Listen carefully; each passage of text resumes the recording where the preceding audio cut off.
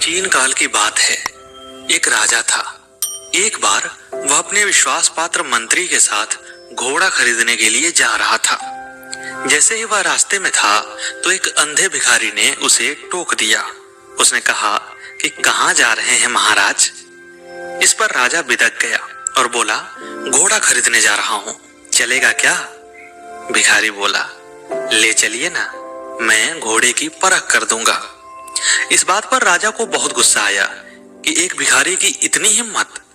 लेकिन उसके मंत्री ने राजा को समझाया, कह रहे ले लीजिए महाराज, क्या हर्ज है, हो सकता है कि कुछ यह काम ही आ जाए। राजा को मंत्री की बात अच्छी लगी। उसने अंधे भिखारी को अपने लश्कर में शामिल करवा लिया। अंधा भिखारी भी राजा के साथ उस व्यापारी के पास पहुंचा जहां घोड़ा लेना था। व्यापारी ने एक बड़ा ही सुंदर अरबी नस्ल का घोड़ा दिखाया। राजा को वह घोड़ा पसंद भी आ गया। भाव चढ़ने लगा, मोलतोल होने लगा। जब बात लगभग तय हो चुकी थी तो अंधे भिखारी ने राजा को फिर टोका कि महाराज, मुझे परख करने के लिए लाए हैं तो थोड़ा परख तो कर लेने दीजिए। राजा ने कहा कि मेरे साथ जो घोड़े की परख करने वाले इतने अनुभवी लोग आए हैं, उन्होंने कुछ नहीं कहा तो तू क्या कर लेगा। इस पर मंत्री ने फिर समझाया, अरे कर लेने दीजिए ना महाराज, क्या हर्ज है। अंधे भिखारी ने व्यापारी से कहा कि तुम अपने घोड़े को एक गीली मिट्टी वाले फर्श पे चलाओ। व्यापारी ने ऐसा ही किया। तब अंधे भिखारी ने उस घोड़े के खुर के निशानों को अपने हाथों से खूब अच्छी तरह से जांचा परखा और फिर राजा से बोला कि यह शुद्ध नस्ल का घोड़ा नहीं है। राजा ने कहा कि तुम्हें कैसे मालूम? भिखारी ने कहा कि पहले आप व्यापारी से इसका पता लगाइए। जब राजा ने व्यापारी से कुछ कड़ाई की तो व्यापारी ने सच उगल दिया, यह वास्तव में शुद्ध नस्ल का घोड़ा नहीं था। राजा ने फिर अंधे भिखारी से पूछा कि अब तो बताओ, तुम्हें कैसे पता चला?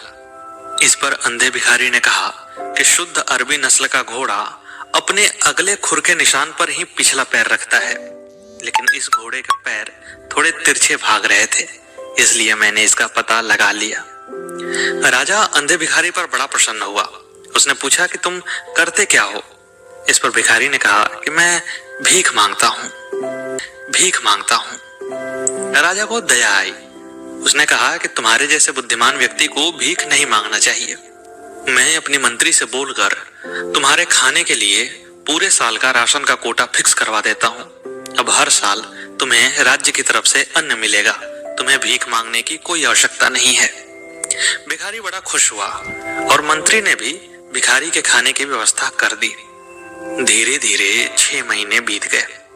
लगभग 6 महीने के बाद एक बार फिर राजा उसी विश्वास पात्र मंत्री के साथ अपने इकलौते बेटे के लिए लड़की देखने निकला। रास्ते में अंधा भिखारी उनसे फिर टकरा गया। भिखारी ने राजा से पूछा कि महाराज, कहाँ जा रहे हैं? इस पर राजा ने कहा कि मैं अपने बेटे के लिए लड़की देखने जा रहा हूँ। भिखारी ने कहा कि मुझे ले चलिए, मैं भी आपकी कुछ सहायता कर दूंगा। राजा को फिर गुस्सा आया कि एक अंधा और ऊपर से भिखारी एक राज परिवार के रिश्ते की बात करने की बात कर रहा है। लेकिन मंत्री ने फिर राजा को समझा लिया कि ले चलिए ना महाराज, हर्ज की क्या बात है, हो सकता है फिर से कुछ काम आ जाए। अंधा भिखारी भी राजा के साथ दूसरे राज्य लड़की देखने गया। सब लोग एक कमरे में बैठे हुए थे। उस दूसरे राज्य की जो लड़की थी वह अपने भावी ससुर के लिए नाश्ता लेकर आई। जब वह कमरे में आई तो उसकी सुंदरता को देखकर सब लोग ठगे से रह गए। वह अनिद्य सुंदरी थी, इतनी सुंदर कि उसे देखकर सुंदरता भी शर्मा जाए। राजा बड़ा प्रसन्न हुआ कि मेरी बहू इस दुनिया के सबसे खूबसूरत लड़की होगी। उसे पहली ही नजर में यह रिश्ता पसंद आ गया था। लेकिन अंधे भिखारी ने राजा से कहा कि मुझे आपसे कुछ एकांत में बात करनी है। राजा ने कहा कि कुछ ऐसी वैसी बात करेगा तो तुम्हारे लिए खतरनाक होगा। अंधे भिखारी ने कहा कि ठीक है महाराज, मुझे भी पता है, बस आप थोड़ा एकांत में तो आइए। राजा उस भिखारी के साथ एकांत में गया। भिखारी ने राजा को बतलाया, यह लड़की चाहे जितनी भी सुंदर हो, लेकिन शुद्ध राज परिवार की नहीं है, इसमें कोई दोष है। राजा ने जब अपने गुप्तचरों से इसका पता लगाया तो वास्तव में पता चला कि जो दूसरा राजा था उसकी रानी से उसे कोई भी पुत्र नहीं हुआ था, बल्कि एक राज नर्तकी से एक लड़की हुई, जो लड़की राजा की बहू बनने वाली थी। राजा ठठाकर हंस पड़ा। उसने अंधे भिखारी से पूछा कि अरे वाह, तुमने आखिर इसका पता लगाया कैसे? भिखारी ने कहा कि महाराज, आप लोगों के पास आंखें हैं, इसलिए जब वह अंदर आई तो आपने उसकी सुंदरता को देखा। मेरे पास तो सिर्फ कान हैं, तो जब वह अंदर आई तो मैंने उसके पाजेब की ध्वनि सुनी, जो कि किसी राज परिवार के लड़की की नहीं, बल्कि किसी रक्काशा या नाचने वाले की पाजेब की ध्वनि की तरह उत्पन्न हो रही थी। और इसलिए मुझे पता लगा कि यह वास्तविक राज परिवार की लड़की नहीं है। राजा बहुत प्रसन्न हुआ। उसने अपने मंत्री से कहा कि इसके राशन का कोटा दुगना कर दीजिए। इस बार उपहार पाकर वह भिखारी उदास हो गया।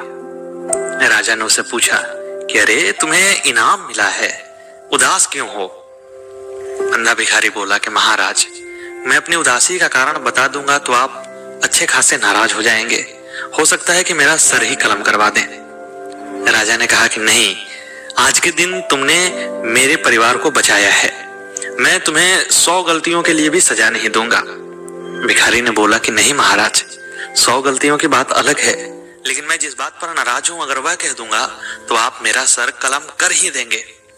राजा ने अपने कुल देवता की कसम खाते हुए कहा कि यह मेरा वादा है कि मैं तुम्हें कुछ भी अनिष्ट नहीं करूंगा, तुम जो कहोगे उसे सुना जाएगा।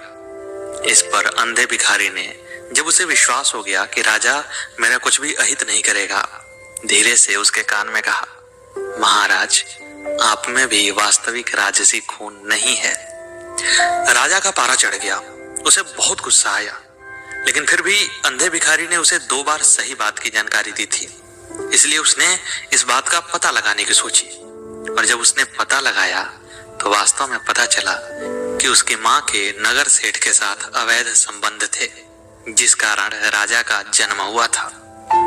अब राजा को अपने आप पर बहुत ही पछतावा हुआ, लेकिन फिर भी उसने भिखारी से पूछा कि चलो, तुम्हें जीवन दान दिया, लेकिन तुम्हें ये बात कैसे पता चली कि मैं वास्तव में राजसी परिवार का नहीं हूं? इस पर अंधे भिखारी ने कहा कि महाराज, मैंने आपके परिवार में एक गलत लड़की को आने से रोका, फिर भी आपने सिर्फ राशन दुगना किया, जो कि एक घोड़े के आने पर आपने शुरू किया था। तो इसका मतलब यह है कि आप में निर्णय करने की क्षमता उतनी बढ़िया नहीं है।